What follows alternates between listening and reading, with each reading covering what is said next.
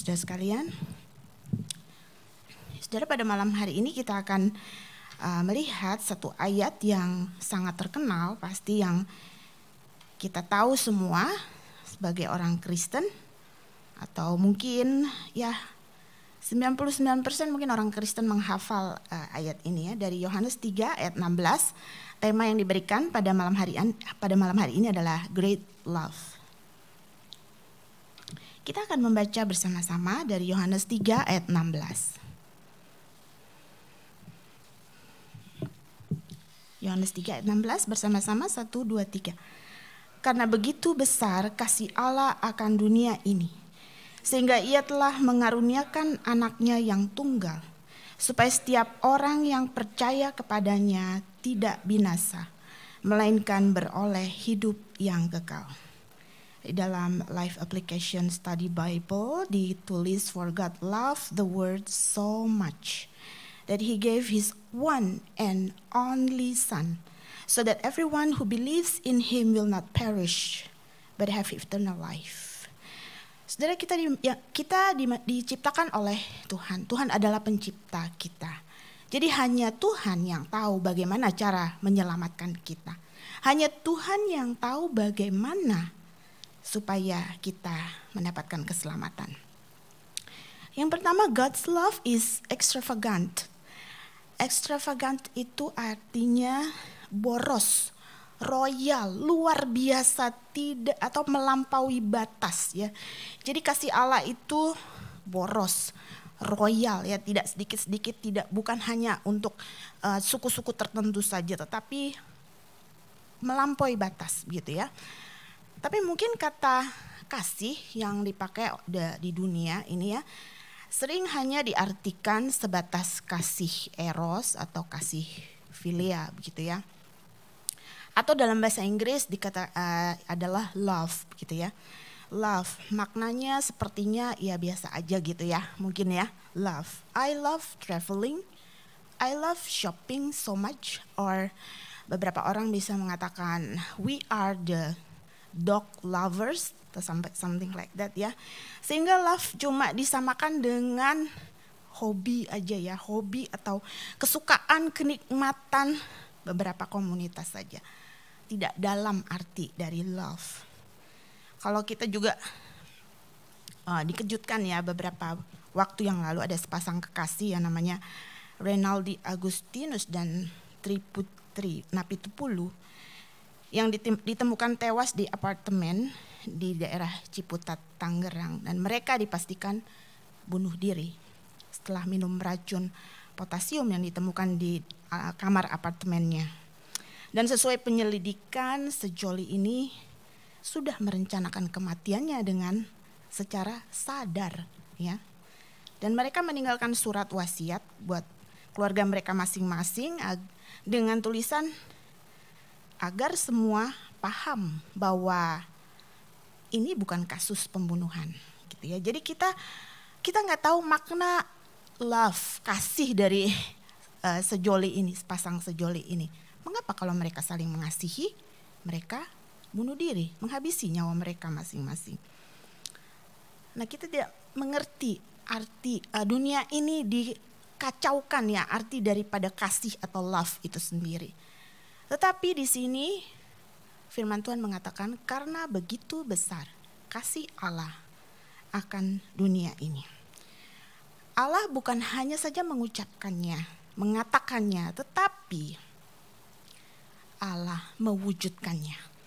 Mewujudkannya melalui pemberian anak tunggalnya, satu-satunya yang terbaik yang Tuhan berikan, His one and only Son yang Tuhan berikan buat kita manusia yang berdosa. Dan di Roma 5 ayat 8 dikatakan, akan tetapi Allah menunjukkan kasih-Nya kepada kita oleh karena Kristus telah mati untuk kita ketika kita masih berdosa.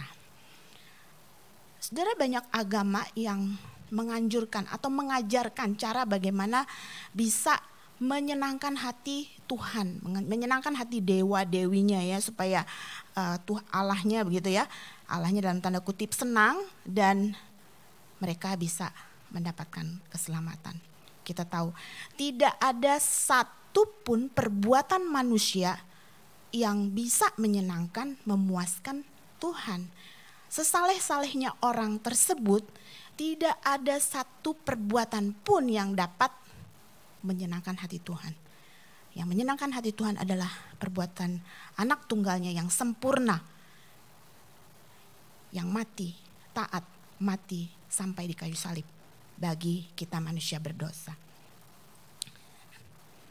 Saudara, saya suka dengan gambar-gambar yang ada salib-salibnya begitu ya. Misalnya dengan gambar atau pajangan begitu yang ada salib-salibnya. Apalagi ada tulisan, saya senang dengan salah satu gambar dikatakan God loves you this much, gitu ya. Nggak usah dijelasin lagi. God loves you this much. Melalui pengorbanannya di atas kayu salib, itu sudah menunjukkan kasihnya yang teramat besar, boros, royal, melampaui batas. This is how God loves the world. Kedua, God's love is extensive. Saudara, Allah mengasihi setiap manusia karena setiap manusia adalah ciptaannya. Apapun backgroundnya, apapun bahasanya, negaranya ya, dan warna kulitnya, setiap manusia dikasihi oleh Allah. Saudara, kita sebagai bangsa Indonesia, kalau kita ditanya apakah kita mengasihi negara Indonesia, apakah kita mengasihi Indonesia? Kita bilang pasti kita mengasihi Indonesia, bukan? Ya, terbukti kalau kita pergi ke luar negeri ya, agak lamaan dikit gitu ya, karena mungkin sedang kerja, studi dan lain sebagainya, pasti ada kerinduan begitu ya untuk kita kembali ke negara tercinta ini karena kita mengasihi. Kita sering mendoakan negara ini ya karena kita mengasihi bangsa negara Indonesia ini, karena kita tinggal di sini, kita bekerja, kita bertumbuh, dan mungkin kita akan mengakhiri hidup juga di sini ya. Indonesia tanah air beta, itu istilah kecintaan kita kepada tanah air ini. Namun kalau kita ditanya juga, apakah kita mengasihi keluarga kita? Apakah kita mengasihi suami, istri, anak, orang tua? Pasti kita juga bilang, saya mengasihi, aku mengasihi mereka.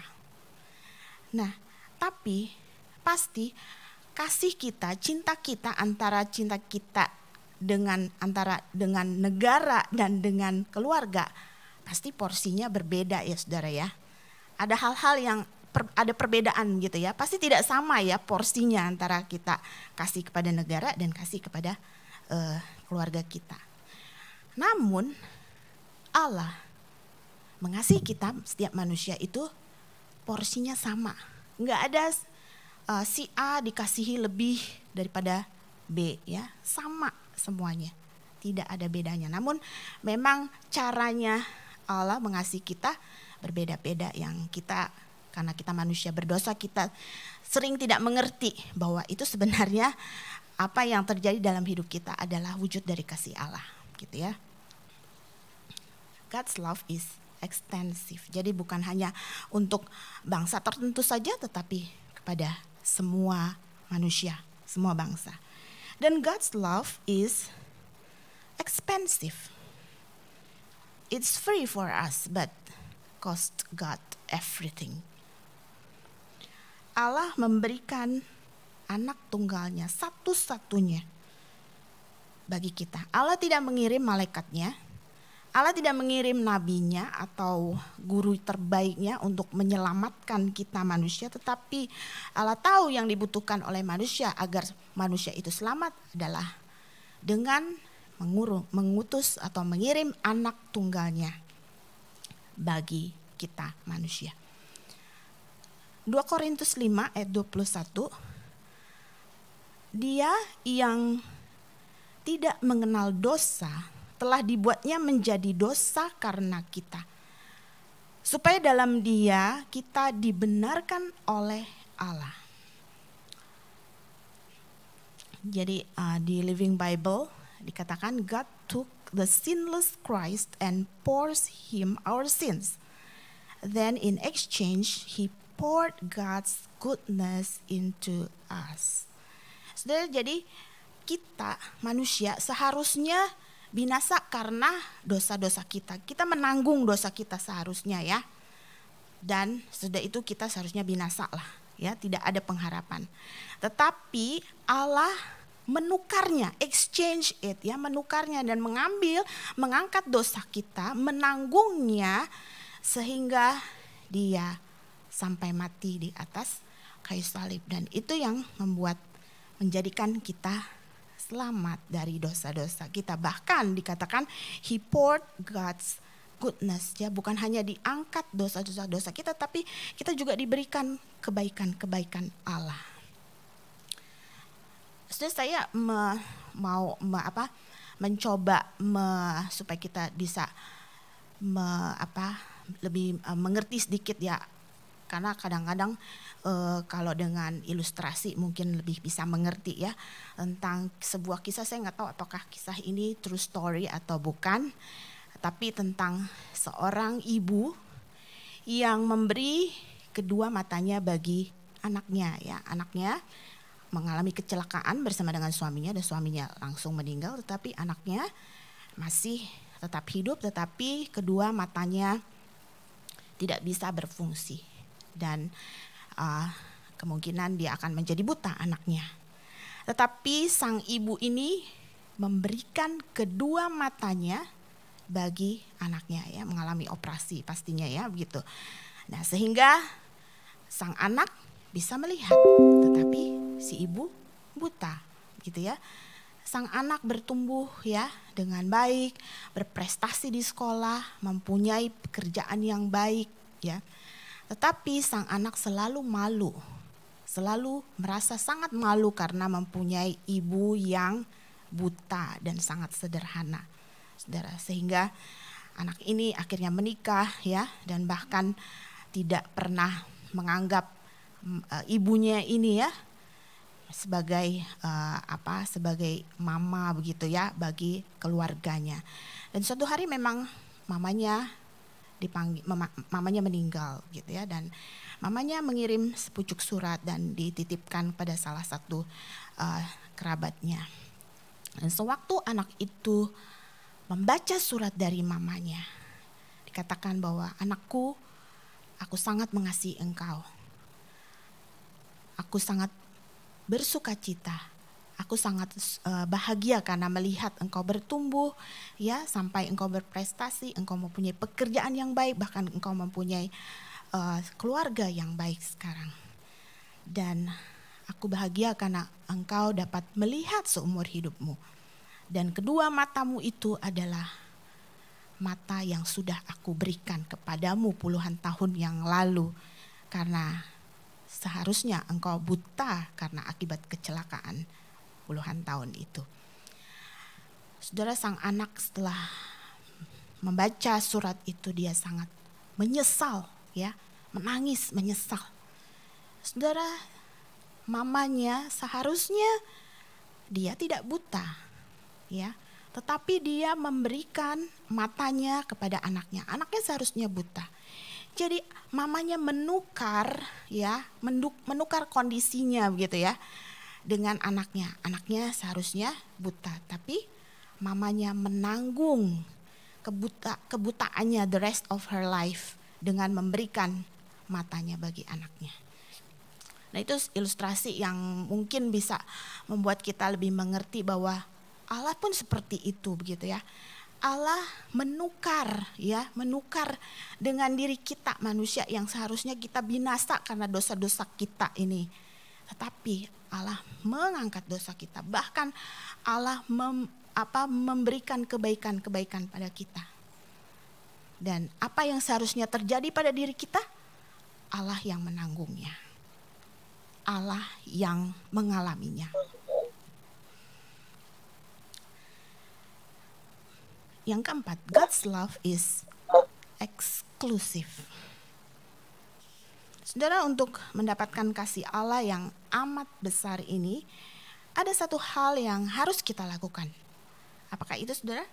Kita harus percaya kepadanya. Ya. Percaya, kita harus datang dan percaya kepada Dia. Setiap orang yang percaya kepadanya tidak binasa, ya kan, tertulis begitu, melainkan beroleh hidup yang kekal. Saudara, walaupun Allah mengasihi setiap manusia, tetapi apabila manusia itu tidak percaya dan datang kepadanya, kita tidak akan mendapatkan keselamatan dan kehidupan kekal itu, bukan? Ya, sama seperti apabila saya bilang pada saudara malam ini, saya punya tiket konser yang bagus, gitu ya. Nah, saudara-saudara bisa mendapatkannya. Tetapi apabila saudara tidak datang kepada saya untuk meminta tiket itu, saudara tidak mendapatkan tiket itu. Demikian juga demikian, kita harus datang kepada Tuhan dan percaya kepada Tuhan, sehingga kita tidak binasa, melainkan beroleh hidup yang kekal. Saudara, percaya, kata percaya di sini bukan arti percaya yang sebagai hanya di otak kita saja, sebagai knowledge kita saja, saudara ya, bahwa kita tahu, oh iya saya tahu bahwa kalau saya percaya saya tidak binasa, ya saya tahu begitu ya. Apa bedanya dengan iblis ya? Iblis juga tahu ya bahwa Tuhan adalah Mesias, Tuhan adalah juru selamat. Iblis pun tahu ya. Percaya di sini artinya bahwa kita menerima Tuhan menjadi yang terutama dalam hidup kita. Menerima Dia menjadi yang terutama. Kita mempunyai relasi yang erat dengan Dia. Dan kita mengalami Tuhan di dalam kehidupan kita sehari-hari. Dan kita mengalami ada suatu kelahiran baru gitu ya. Harus ada bedanya ya, sebelum kita percaya dan sesudah kita percaya. Harus ada kelahiran baru. Karena kita mempunyai relasi dengan Tuhan, sehingga kehidupan kita makin hari makin serupa dengan Dia. Saudara, di pasal yang sama, di ayat ke-5 dan juga di ayat sebelumnya, Yesus berkata, "Aku berkata kepadamu, sesungguhnya jika seorang tidak dilahirkan dari air dan roh, ia tidak dapat masuk ke dalam kerajaan Allah." Dan saudara, kita mungkin pergi ke gereja setiap minggu, kita mendengarkan khotbah, kita menyanyikan lagu-lagu tentang Yesus ya, kita suka dengan menyanyikan lagu-lagu, bahkan kita mungkin melayani beberapa bidang. Pertanyaannya adalah bukan apakah kita sudah jadi orang Kristen atau apakah kita sudah dibaptis. Pertanyaannya ialah apakah kita sudah percaya kepada Dia yang diikuti dengan kelahiran baru, dan kita mempunyai relasi senantiasa yang erat, terkonek senantiasa dengan erat dengan Dia yang terutama dalam hidup kita, sehingga kehidupan kita adalah kehidupan yang semakin hari semakin serupa dengan Dia. Saudara, kita tahu ayat ini dikatakan oleh Tuhan Yesus kepada Nikodemus di malam hari. Nikodemus kita tahu adalah salah satu pengajar Israel, bukan? Farisi, orang Farisi, dan pasti orang-orang seperti Nikodemus adalah orang-orang yang mempelajari dengan kusyuk ya, hal-hal keagamaan, Taurat ya, kitab Taurat, hukum Taurat dan lain sebagainya. Tetapi sayangnya Nikodemus tidak mengenal Tuhan Yesus. Saudara, jangan sampai kita adalah orang-orang yang memang sepertinya kita sudah percaya, kita pergi ke gereja, kita mendengarkan khotbah berpuluh-puluh kali, ratusan kali kita menyanyikan tentang Tuhan dan lain sebagainya. Tetapi sebenarnya apakah kita benar-benar percaya kepada Tuhan yang diikuti dengan kelahiran baru dalam hidup kita? Kita senantiasa terhubung dengan Tuhan, dan kehidupan kita adalah kehidupan yang serupa dengan Kristus dan senantiasa pasti menjadi berkat bagi orang-orang sekitar kita. Karena begitu besar kasih Allah akan dunia ini, sehingga Dia mengaruniakan anaknya yang tunggal, supaya setiap orang yang percaya kepadanya tidak binasa, melainkan beroleh hidup yang kekal. Apakah kita sudah percaya kepada Dia? Jawabannya ada pada saudara masing-masing. Kita akan membacanya atau mengatakan ayat ini melalui sebuah lagu yang saya harap sudah mengerti sebagian besar, dari Yohanes 3 ayat 16. Saya minta Timothy untuk menolong kita.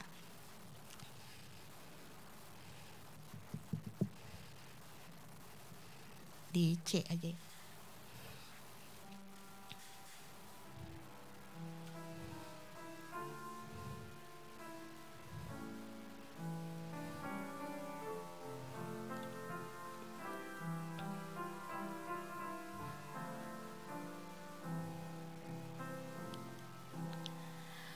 Karena Allah cinta diberikan anaknya mati di Golgota, membebaskan saya, Ia akan datang pula.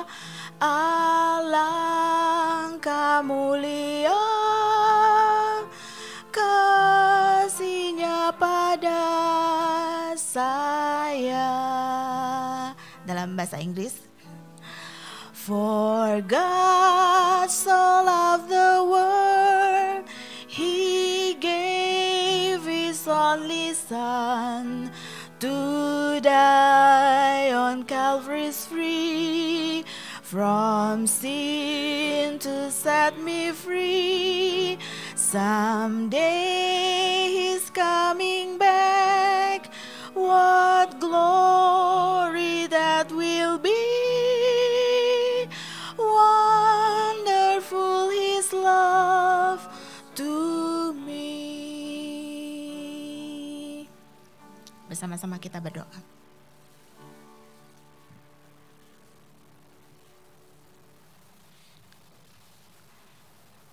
Terima kasih Tuhan untuk kasih-Mu kepada kami yang sebenarnya tidak layak menerima kasih itu. Tuhan, kiranya Engkau menolong kami Tuhan, agar kami adalah orang-orang yang benar-benar percaya kepada-Mu Tuhan.